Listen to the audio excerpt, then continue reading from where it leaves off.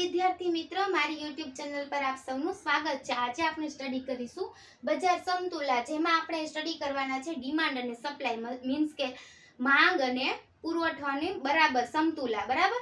તો આમાં છે ને ફર્સ્ટલી આપણે નોર્મલી સમીકરણ શીખી લઈએ, પછી આપણે એનો એક સમ લઈને પછી શીખીશું। તો પહેલા આપણને રકમમાં બે પાર્ટ આપેલા છે, બરાબરની આ સાઈડ છે ડાબી બાજુ ને જમણી બાજુ, બે બાજુ આપેલી છે। તો આપણે હવે આન્સર લાવવાનો છે। 9x - 5 બરાબર 10x + 2। આપણા નિયમ પ્રમાણે મોટી સંખ્યા પાસે નાની સંખ્યા લઈ જવાની। તો મોટી સંખ્યા કઈ છે? પહેલા તો 9x, નહીં આ બાજુથી 9x છે, પરંતુ આ સાઈડ કઈ છે મોટી સંખ્યા? 10x છે। તો પહેલા -5, આ બાજુ આવે તો -2, હવે 10x, આ બાજુ જાય તો -9x, બરાબર। હવે માઈનસ, પહેલા આપણે નિયમ લખી લઈએ, હવે તો તમને આવડતો જ હશે તો લખવાની જરૂર નહીં પડે। માઈનસ માઈનસ પ્લસ, તો હવે પ્લસ 5, 5 ને 6 ને 7, તો કેટલા આવે? -7। કેમ? કારણ કે મોટી સંખ્યા માઈનસમાં છે, બરાબર।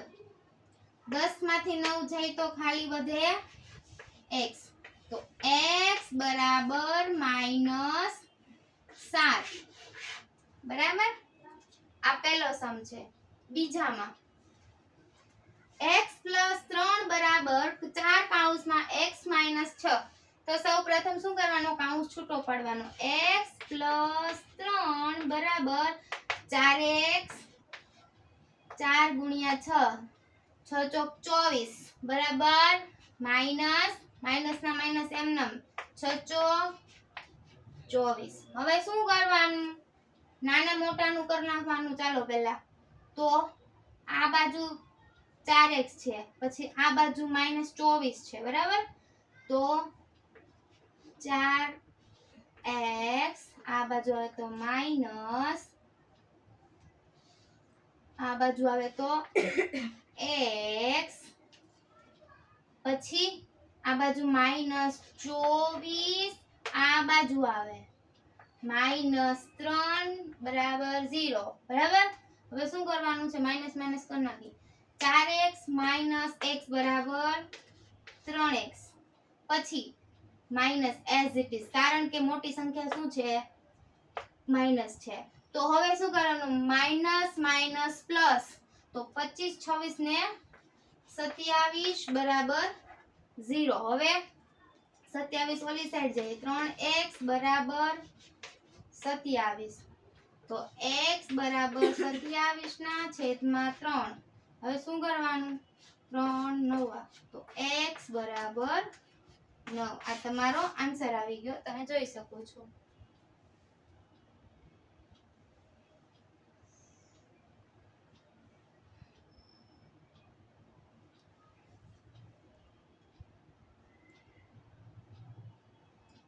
રેડી? હવે આપણે આગળ જોઈએ।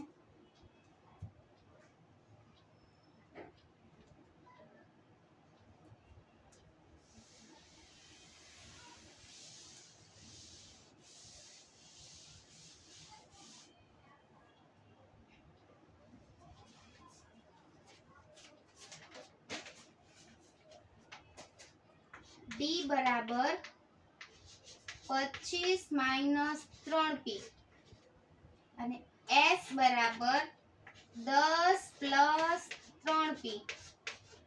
તો આપણે આ સમમાં આપણે બધું જ આવી જશે એક સમમાં જ, જેથી તમને કોઈ પ્રોબ્લેમ નહીં થાય। તો પેલું શું કીધું છે કે સમતુલાની માંગ અને કિંમત શોધો। તો d બરાબર s, માંગ એટલે ડિમાન્ડ, ડિમાન્ડ એટલે d, પછી કિંમત, કિંમત એટલે પ્રાઇસ, પ્રાઇસ એટલે p શોધવાનું છે। પણ પહેલા ઉભા રહ્યો, અહીંયા સવાલ જ લખી નાખો, ફરી તમને કન્ફ્યુઝન ન થાય। સમતુલાની માંગ અને કિંમત શોધો। તો ફર્સ્ટલી આપણે શું લેવાનું, સમતુલા કીધી છે એટલે આ ડિમાન્ડ અને સપ્લાય ને આપણે શું કરવાનું, પહેલા સમતુલા કરી એટલે ઓટોમેટિક આપણને P એટલે કે કિંમત મળી જશે. તો ફર્સ્ટલી D બરાબર S. રેડી? તો હવે શું કરવાનું છે, D ની કિંમત મૂકો 25 - 3P. 25 - 3P બરાબર S ની કિંમત 10 + 3P. મૂકી દીધું? હા મૂકી દીધું. હવે શું કરવાનું છે કે આપણે જે રૂલ્સ પ્રમાણે નાના મોટું આમ તેમ કરી નાખવાનું. બરાબર? આ બાજુ 10 આવે કારણ કે 25 મોટા છે તો માઈનસ, કારણ કે આ પ્લસ છે આ બાજુ તો માઈનસ, બરાબર 3P + 3P બરાબર. 25 માંથી 10 છે તો કેટલા વધે, 15 બરાબર. 3P + 3P બરાબર 6P. તો P બરાબર 15/6. તો હવે આપણે આનું કેલ્સી કરીએ તો 15/6 બરાબર 2.5. હવે શું કરવાનું છે, P ની કિંમત મળી ગઈ 2.5. તો હવે P ઉપરથી આપણને માંગની કિંમત મળશે. માંગ એટલે D. તો આપણે પેલું સૂત્ર મૂકો, D બરાબર 25 - 3P. P ની કિંમત મૂકો 25 - P કેટલો છે 2.5. તો કૌંસમાં 2.5 કારણ કે P ની કિંમત મૂકતા. ઓકે, પછી 25 - 2.5 ગુણ્યા 3 તો કેટલા થશે 7.5. 7.5. 25 - 7.5 બરાબર 17.5. અહીંયા આપેલું છે, આપણે એકમ લખવાનું. બરાબર, એકમ.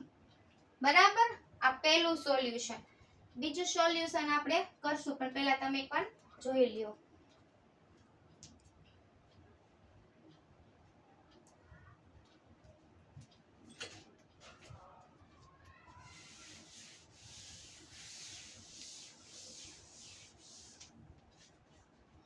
બીજું શું કીધું છે, એટલે આપણે પાછી રકમ લખી નાખી, ભૂસાઈ ગઈ.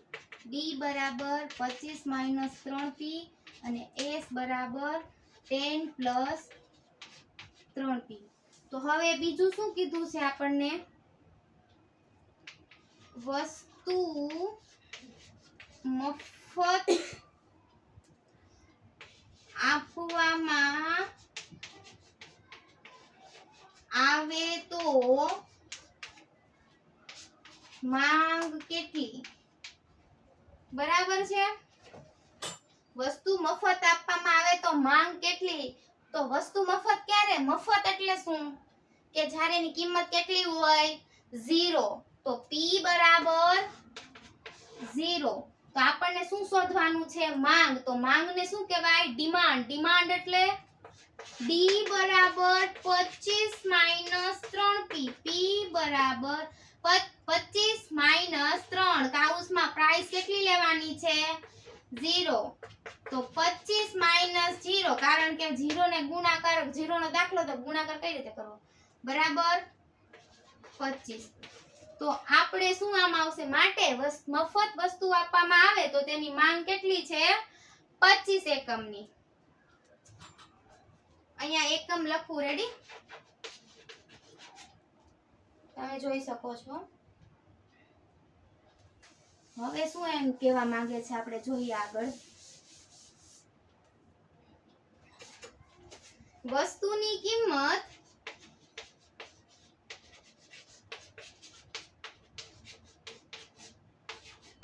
વધુમાં વધુ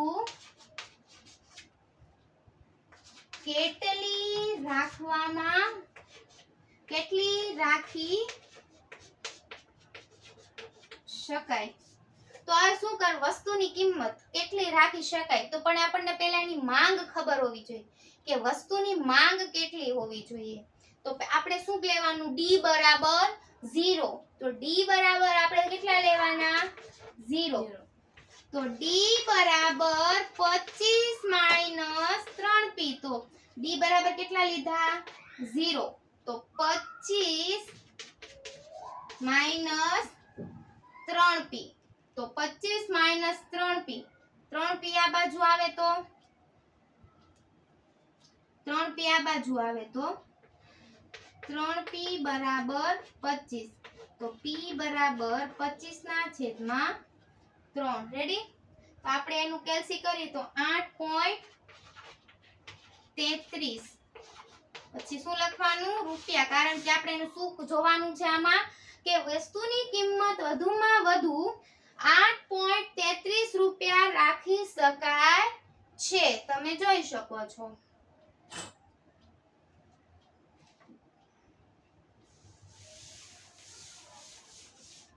પછી શું આપણને કહેવા માંગે છે કે વસ્તુની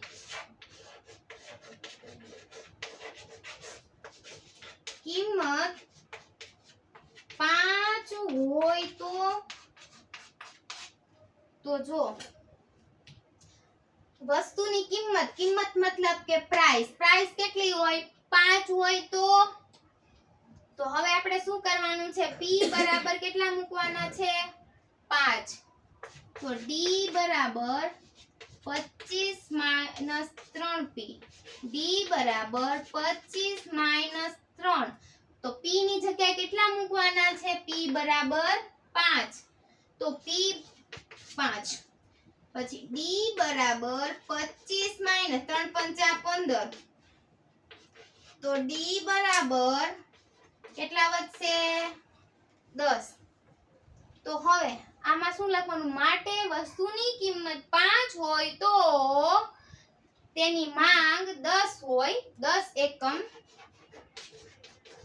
છે રેડી તો વિદ્યાર્થી મિત્રો આવી રીતના તમને સ્ટેપ બાય સ્ટેપ આ દાખલા આવશે સમતુલાના જે ઈઝી છે ખાલી તમારે મગજથી સમજવાનું છે કે માંગ કઈ છે કિંમત કઈ છે સપ્લાય સપોઝ આપણને એમ કીધું હોય કે વસ્તુની કિંમત 5 હોય તો તેની સપ્લાય કેટલી છે સપ્લાય મતલબ કે તેનો પુરવઠો કેટલો છે એમ તો આપણે શું કરવાનું s બરાબર 10 3p તો s બરાબર 10 3 કૌંસમાં 5 તો s બરાબર 10 3 પંચા ને 15 તો s બરાબર 10 એટલે કેટલી થાય પુરવઠો એનો થશે 25 એકમ કેટલા 25 એકમ આ રીતે પણ તમને પૂછી શકે તો બજાર સમતુલામાં તમને કોઈ ભી ક્વેશ્ચન હોય તો તમે મને નીચે કોમેન્ટ બોક્સમાં કોમેન્ટ કરી જરૂર જણાવશો તમને જો મારો આ વિડિયો ગમ્યો હોય તો મારી ચેનલને લાઈક કરજો શેર કરજો અને સબસ્ક્રાઇબ કરજો ધન્યવાદ